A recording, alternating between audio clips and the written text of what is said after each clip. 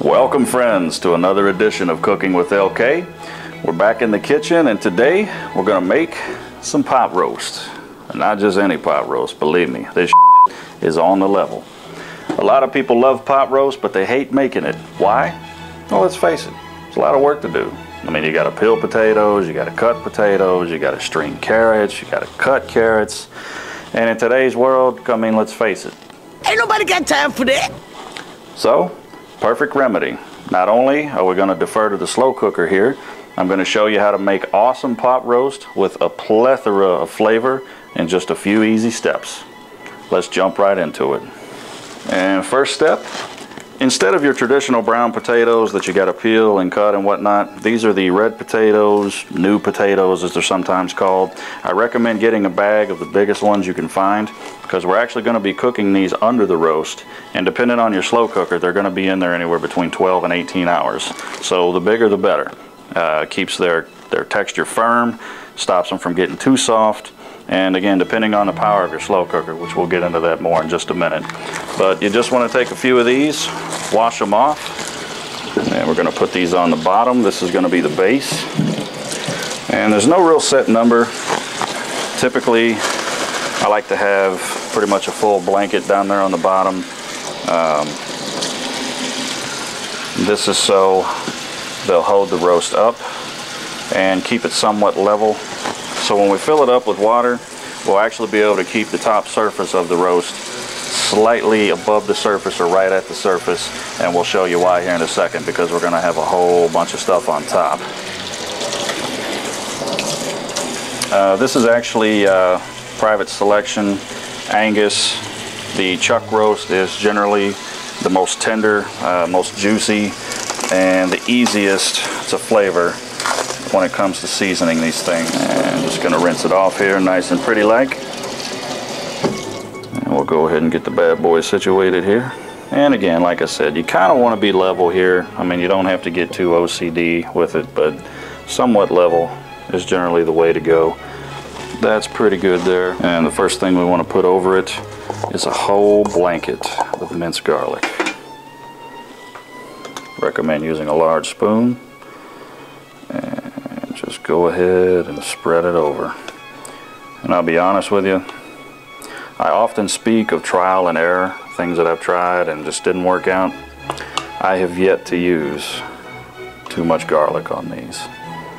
So if you have some that's spilling over the side, if you think you're putting too much, in my opinion, you're really not, unless you just don't like garlic a whole lot. This does not give it an overpowering garlic flavor like you might expect. It's just right.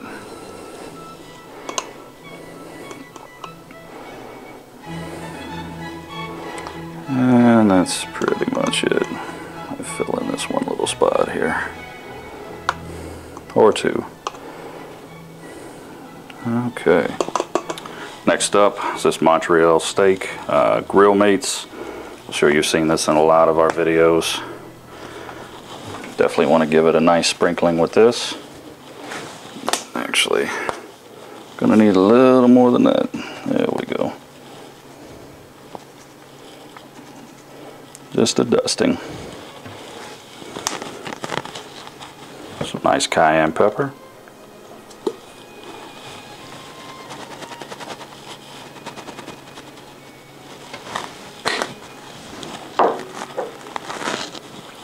Onion powder. And with each one of these, again, just sprinkle over, just a quick layer. That's generally plenty. Oregano.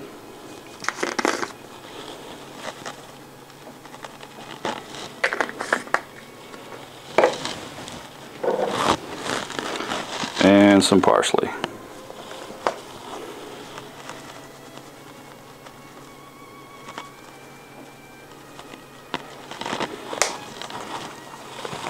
You want to fill up your crock pot, and you want to get the water close to the top, but you want to leave some of this sticking out.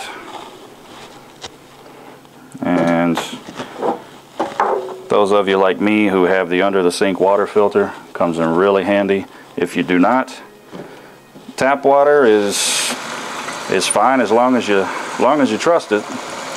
but some people, they actually prefer to use bottled water, and you can do that also. Tap water is good or evil depending on what you believe, I suppose. Okay.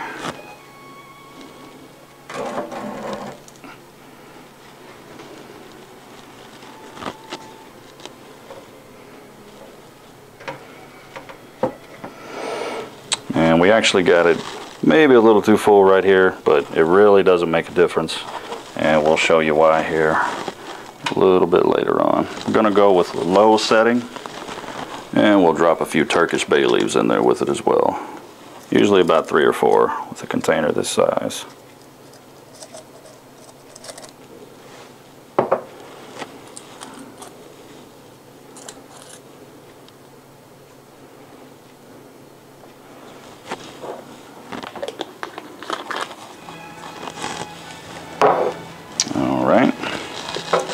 Everything is in, good to go.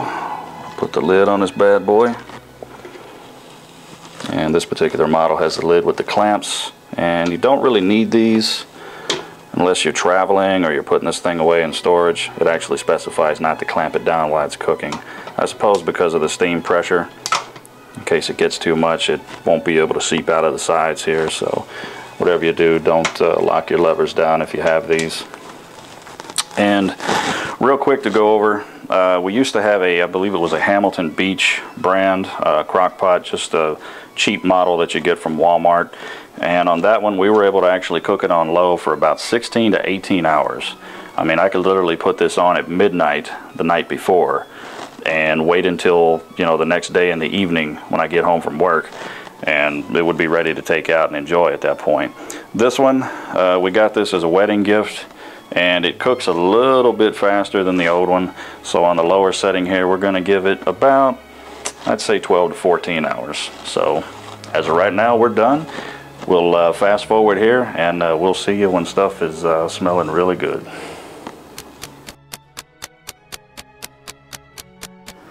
Well, Let's see how we did.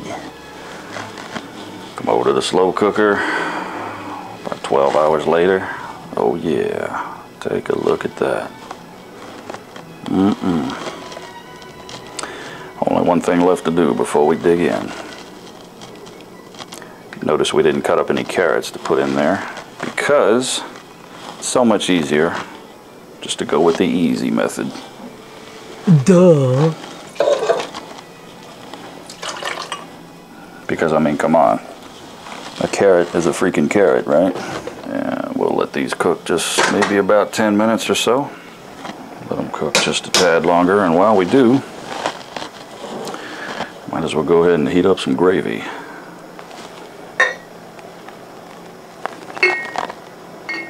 Put a nice paper towel over the top of it so this stuff doesn't try to...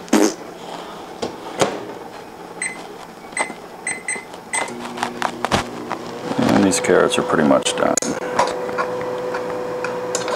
Go ahead and drain the juice off of these.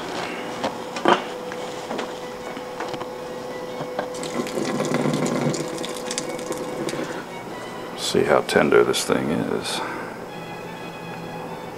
Look at that.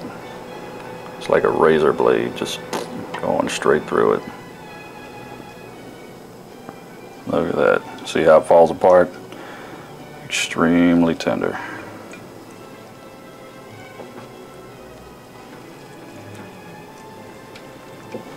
And these humongous potatoes are nice and tender by now as well.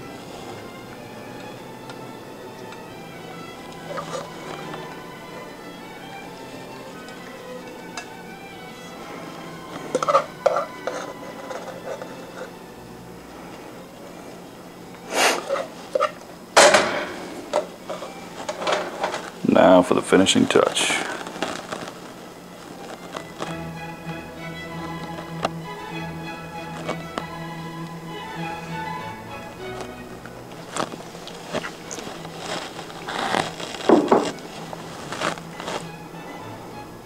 Yeah, super tender. Dinner is served, yo. All right. Get a little butter here. Not too much. salt.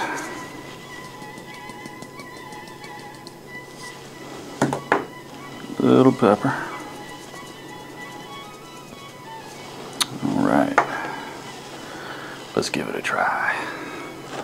Give me some of that gravy, boy.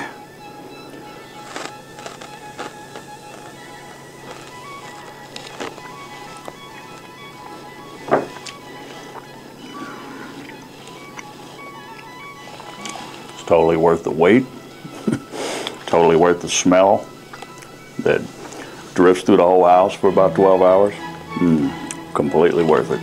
And this is my awesome pot roast recipe.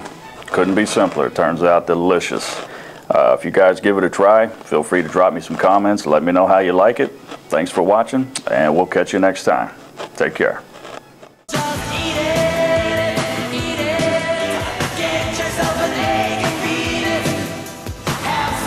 Chicken, have some more pie.